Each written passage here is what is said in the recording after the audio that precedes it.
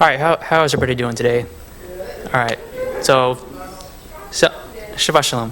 So some of you weren't here last week, so it's going to be a lot to take in. So because this is part 2 from last week. So here we go. Just to review, we have the letter Aleph, silent letter, the letter Bet, made B and V with a dot in it. It's a B, no dot, it's a V. Letter Gimel is a G. Dalet, D. Hey is an H sound. Vav was V. Let's see, Zayin, Z. Chet was Ch sound because it's connected as opposed to Hey, no, not connected. Tet, little swirl, is T. Okay. Zayin, whoops, I forgot to change that. That's a Yod, it's supposed to be a Y. I made this on the way here, so that's supposed to be a Y. We have the letter Kaf, which was we learned this last week. We're starting from this was last week. So it was the K and the Ch sound makes both, just like the Bet. There's a dot in it, it's a K, no dot, it's the Ch sound. All right, letter Lamed from last week. Only letter goes above, it's an L sound. Letter Mem is the M sound. Letter Nun is N, little bracket. Okay. So prefixes we've learned so far is the letter Bet, which was in, at, and with, right? Hey was the, and the Vav, which was the nail, means like connect something, is and. All right. Hopefully you guys are remembering this. I've been trying to review it every week. So, all right. Vowels we have so far, Kamatz and Patach, both are ah sound. These two are the same. They're the O sound, right? One just has a Vav with it. One isn't written with a Vav. We'll see that in a word later. Shuruk is the U sound. It's just it's the Vav with a dot in it, not above it. All right.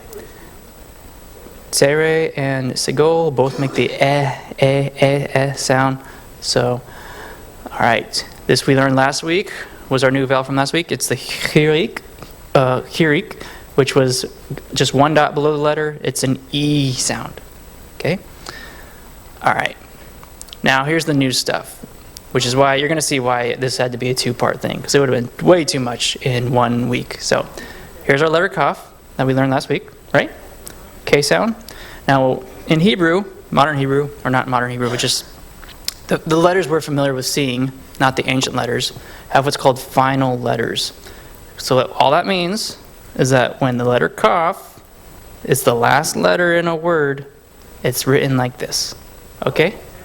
So if it comes at the end of a word, it's written differently. Okay? And you'll see there's other letters like this, which we're going to get into today. And you can kind of see how, this like goes, it's kind of like a big bracket, right? It kind of looks like it just folded down, folded outward. Does that make sense? So it just kind of did that. So that's letter Kaf when it's at the end of a word. Okay? Now we have a new prefix.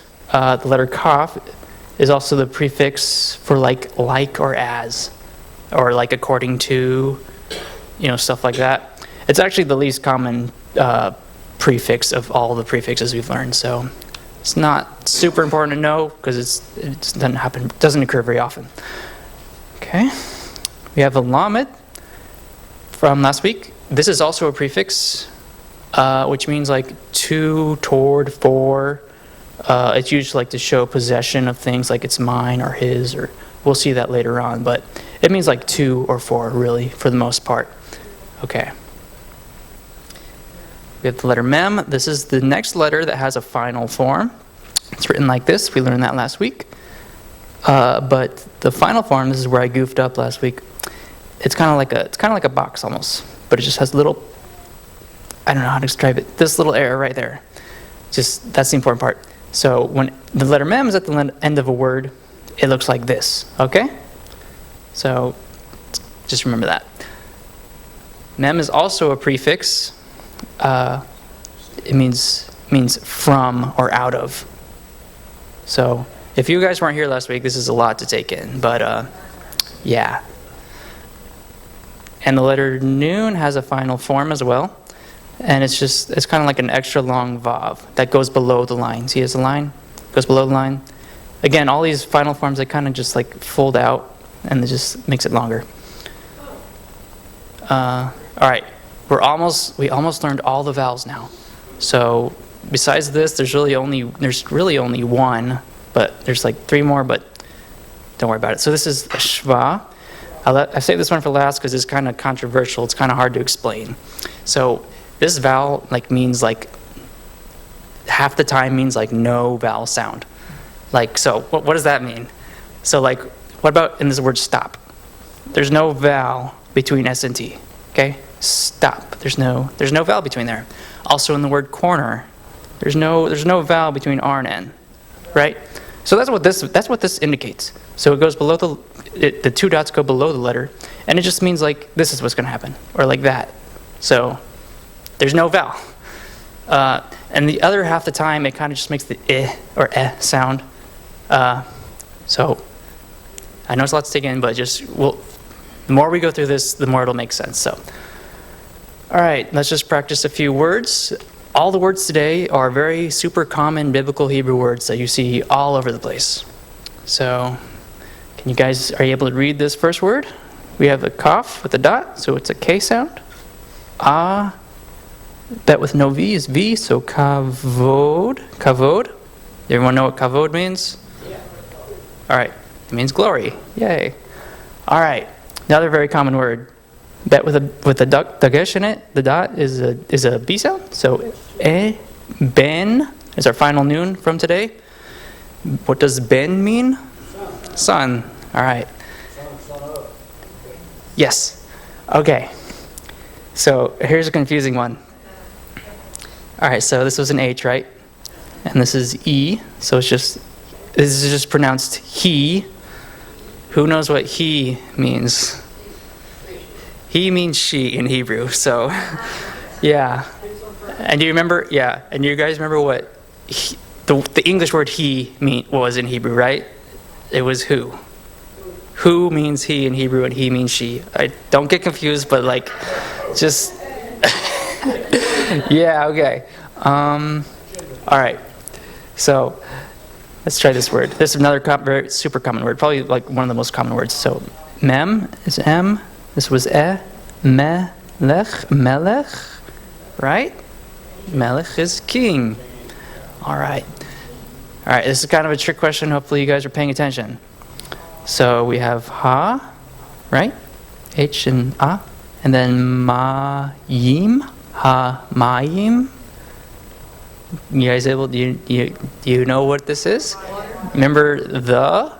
So it's the water or the waters. Mayim is water. Hamayim is the waters. Okay. Then you guys don't have to memorize this. This is just like, I'm just trying to teach you being able to like read it. Really, you don't need to memorize this yet. Yeah. All right. This is Y sound. Yeah. Yom. Yom. What does yom mean? It's the word for a day. Okay. You have a K. Kain. Final noon from earlier today. When you first start off, it's really easy to forget these final letters. That's why I'm kind of doing final letters today. Ken means yes. And in your Bible, it's usually translated so, as in like, God said something and it was so. Not like so, what are you guys doing today? Not that far. But so it means like it was so. What's the opposite of yes? No. So lamet, lo. Lo means no. Okay, so Ken and lo. All right, almost done. Gonna get some harder words in here now. So we have gimel. Remember right here, differentiate it, whatever. From a noon, it has that little tail there. So it's gadol. Gadol. What does like gadol Adonai? Great. Also means big, big or great. Gadol. All right. So here you have H, ha, lach. So you can get used to like verbs, at least the form that you'll see like when you look a verb up, it'll just be like ha, lach. So that's kind of the basic form of the verb. So halach means to walk, kind of like halachat chaim, walk of life. So that's the verb to walk, halach. And one hard word, the last word we have today is, let's see if you guys can get it. It's really long. So, and it has the shava in it. So it's meal. And then there's no vowel, so we're going to go straight to the consonant. So mil, Milchama. Milchama means war. So, there we go. Shabbat shalom.